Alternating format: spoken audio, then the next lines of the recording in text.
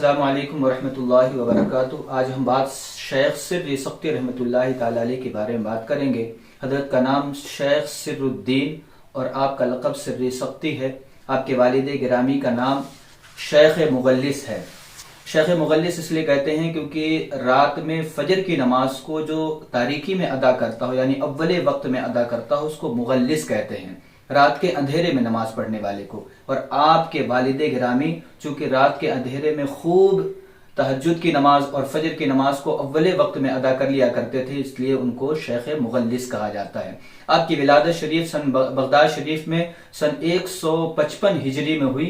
آپ نے مقامی تعلیم ابتدائی بغداد کے مکتب میں حاصل کیا۔ اس کے بعد آپ کی ایک دکان تھی بغداد شریف میں پرچون کی، اور اسی اعتبار سے آپ کو سقطی کہا جاتا ہے، یعنی پرچون فروش کے اعتبار سے۔ شیخ سیدنا سر الدین یعنی سر سقطی رحمۃ اللہ تعالی علیہ کے دکان پر ایک شیخ حبیب راعی رحمۃ اللہ تعالی علیہ گزرے، جو خود تابعی ہیں، حضرت سلمان فارسی رضی اللہ تعالیٰ عنہ کے مصاحب خاص تھے۔ ان کا گزر جب آپ کی دکان سے ہوا تو حضرت سر سقطی رحمۃ اللہ تعالی علیہ نے کچھ سامان دیا اور فرمایا کہ انہیں فقراء میں تقسیم کر دیا جائے۔ انہوں نے بھی دعا دی کہ اللہ تبارک و تعالیٰ تمہیں بھلائی کا راستہ عطا فرمائے۔ اسی دن سے حضرت سیدنا شیخ سر سقطی رحمۃ اللہ تعالی علیہ کی توجہ تصوف کی طرف ہو گئی۔ کہا یہ بھی جاتا ہے کہ بغداد شریف میں پہلے وہ شخص آپ ہی ہیں جنہوں نے تصوف کو بڑھاوا دیا ہے، تصوف کا تعاون کیا ہے اور اس کی تبلیغ فرمائی ہے۔ میرے دوستو، سیدنا شیخ سر سقطی رحمۃ اللہ تعالی علیہ تصوف کے اماموں سے ہیں، اور حضرت سیدنا جنید بغدادی رحمۃ اللہ تعالی علیہ کے ماموں بھی ہیں، ان کے استاذ بھی ہیں اور ان کے شیخ طریقت بھی ہیں۔ میرے دوستو، بات کروں گا کہ حضرت سیدنا جنید بغدادی اور سر سقطی رحمۃ اللہ تعالی علیہ ان مشائخ میں شمار ہیں جو سیدنا غوث اعظم کے مشائخ میں آتے ہیں۔ میرے دوستو، میں بات اس شیخ سر سقطی رحمۃ اللہ تعالی علیہ کی کروں گا کہ آپ کی وفات بغداد شریف میں 253 ہجری میں ہوئی، 13 رمضان المبارک کو، اور آپ کے قبر مبارک بغداد شریف کے مقام شونیزیہ میں مرجع خلائق ہے۔ اور کہا یہ جاتا ہے کہ روایتوں میں یہ بات آئی ہے کہ جن حضرات نے شیخ سر سقطی رحمۃ اللہ تعالی علیہ کے جنازے میں شرکت کی، اللہ تبارک و تعالی نے ان تمام لوگوں کی مغفرت فرما دی ہے۔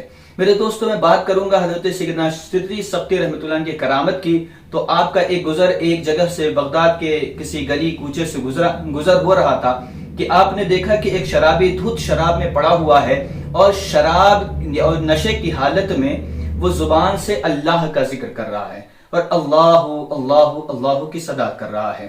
حضرت شیخ سر رحمۃ اللہ تعالی علیہ جب اس گلی سے گزرے اور اس صدا کو سنا تو آپ نے پانی لیا اور پانی لے کر کے اس شرابی کے منہ کو دھل دیا اور کہا کہ ارے او ناہنجار، تجھے پتا بھی ہے کہ اس ناپاکی کے منہ سے کس پاک والے کا نام لے رہا ہے؟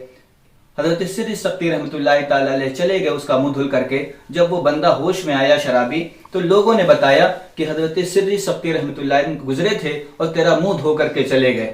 اس شخص نے، شرابی نے، اپنے آپ کو کوسا اور کہا کہ دیکھو آج سر سقطی رحمۃ اللہ تعالی علیہ بھی تجھے اس حالت میں دیکھ کے گئے ہیں، اب تو اللہ کی بارگاہ میں تو سچی توبہ کر اور اللہ تبارک و تعالیٰ کی عبادت میں مشغول ہو جا۔ کہتے اس نے توبہ کی اور مشغول عبادت ہو گیا۔ ادھر سر سقطی رحمۃ اللہ تعالی علیہ رات میں جب عشاء کی نماز سے فارغ ہوئے تو غیب سے ایک ندا آئی، اے سر سقطی، تو نے ہماری محبت میں اس کا منہ دھو دیا، ہم نے تیری محبت میں اس کا دل دھو دیا۔